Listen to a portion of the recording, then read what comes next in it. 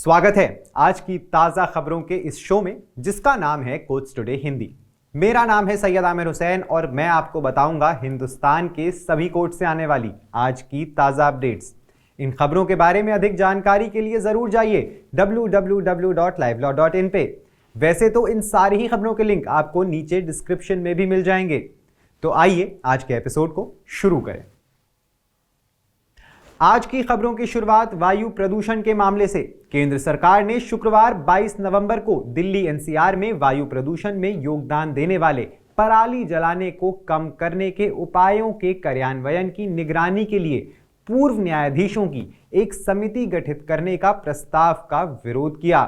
यह सुझाव एमसी मेहता मामले में सुप्रीम कोर्ट द्वारा नियुक्त न्याय मित्र यानी एमिकस क्यूरे वरिष्ठ अधिवक्ता अपारजिता सिंह ने दिया था। सिंह ने न्यायमूर्ति अभय एस ओक और न्यायमूर्ति ऑगस्टीन जॉर्ज मसीह की पीठ को बताया कि सुप्रीम कोर्ट के ऐसे न्यायाधीश भी हैं जिन्होंने अतीत में दिल्ली की वायु गुणवत्ता को प्रभावित करने वाले पराली जलाने और वाहन प्रदूषण जैसे कारकों से संबंधित मुद्दों से निपटा है। इसीलिए उन्होंने प्रस्ताव दिया कि इन न्यायाधीशों की एक समिति बनाई जाए।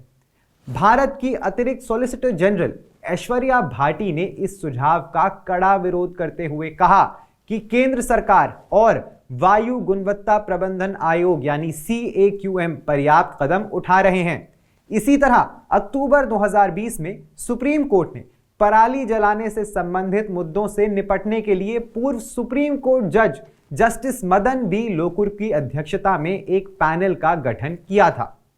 हालांकि उसके कुछ ही दिन में केंद्र ने CAQM के गठन के लिए एक अध्यादेश जारी किया और न्यायालय ने न्यायमूर्ति लोकुर पैनल के गठन के अपने आदेश को वापस ले लिया।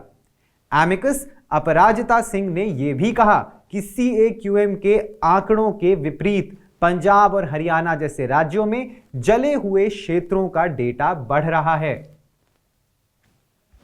आज की दूसरी बड़ी खबर में सुप्रीम कोर्ट ने शुक्रवार 22 नवंबर को मस्जिद के सीलबंद क्षेत्र जहां एक शिवलिंग पाए जाने का दावा किया गया था कि ASI सर्वेक्षण के लिए हिंदू उपासकों द्वारा दायर एक आवेदन पर ज्ञानवापी मस्जिद समिति से प्रतिक्रिया मांगी है।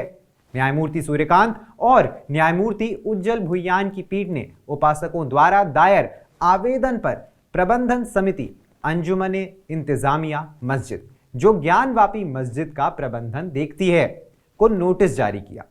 मस्जिद समिति के लिए वरिष्ठ अधिवक्ता हुजैफा अहमदी ने प्रस्तुत किया कि पूजा स्थल विशेष प्रावधान अधिनियम 1991 यानी प्लेसेस ऑफ वर्शिप एक्ट 1991 द्वारा वर्जित मुकदमों की स्थिरता पर सवाल उठाने वाली मस्जिद समिति द्वारा दायर विशेष अनुमति याचिका को प्राथमिकता पर सुना जाना चाहिए।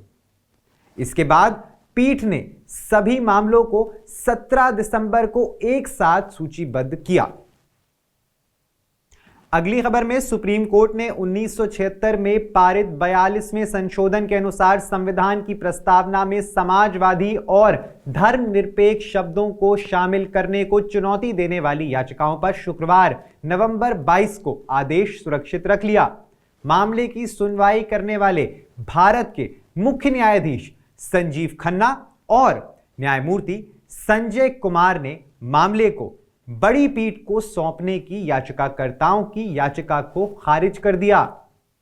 हालांकि CJI खन्ना ने आदेश सुनाने के लिए तैयारी व्यक्त की, लेकिन कुछ वकीलों के व्यवधान से नाराज होकर उन्होंने कहा कि वो सोमवार को आदेश सुनाएंगे।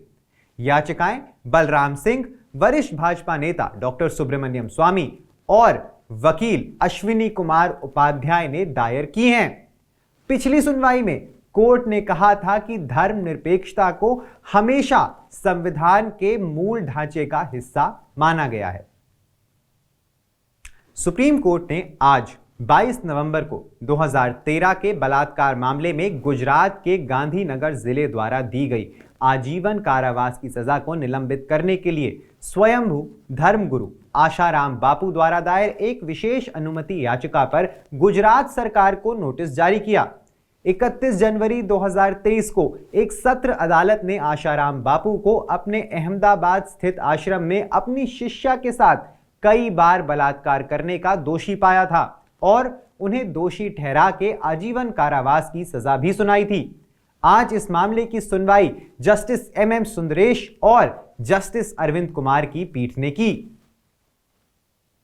सुप्रीम कोर्ट ने आज 22 नवंबर को शराब नीति मामले के संबंध में दिल्ली के पूर्व उप मुख्यमंत्री और आम आदमी पार्टी नेता मनीष सिसोदिया द्वारा जमानत शर्तों में छूट की मांग करते हुए दायर 2 विविध अर्जियों पर संक्षिप्त सुनवाई की। न्यायमूर्ति BR गवई और न्यायमूर्ति KV विश्वनाथन की पीठ ने कहा कि वे नोटिस जारी करेंगे और जमानत शर्तों के संबंध में अगली तारीख पर स्पष्टीकरण देंगे। कोर्ट 2 हफ्ते बाद सुनवाई करेगा। वरिष्ठ अधिवक्ता अभिषेक मनु सिंघवी ने सिसोदिया का प्रतिनिधित्व किया। शराब नीति मामले में सुनवाई शुरू होने में देरी को देखते हुए सुप्रीम कोर्ट ने 9 अगस्त को CBI और ED दोनों मामलों में सिसोदिया की जमानत याचिका मंजूर कर ली थी। जमानत की शर्तों पे सवाल उठाया गया है कि सिसोदिया को हर सोमवार और गुरुवार को सुबह 10 से 11 बजे के बीच जांच अधिकारी को रिपोर्ट करना होगा। भारतीय नागरिक सुरक्षा संहिता 2023 यानी BNSS और भारतीय न्याय संहिता 2023 यानी BNS के प्रावधानों की संवैधानिक वैधता को चुनौती देने वाली एक याचिका पर सुनवाई करते हुए सुप्रीम कोर्ट ने आज सुनवाई की कि क्या वास्तव में वहां सुरक्षात्मक सुरक्षा उपाय होने चाहिए। जहां तक संगठित अपराधों के आरोपी व्यक्तियों के संबंध में बात की जा रही है, जस्टिस सूर्यकांत और जस्टिस उज्जवल भुइयान की पीठ ने मामले की सुनवाई की। यह याद किया जा सकता है कि BNS और BNSS ने 1 जुलाई से आपराधिक प्रक्रिया संहिता और भारतीय दंड संहिता को बदल दिया था। आज की आखिरी खबर में बलात्कार के एक आरोपी से संबंधित समाचार पे आते हैं। इलाहाबाद उच्च न्यायालय ने पिछले सप्ताह एक हिंदू व्यक्ति को 4 महीने की अंतरिम जमानत दी थी।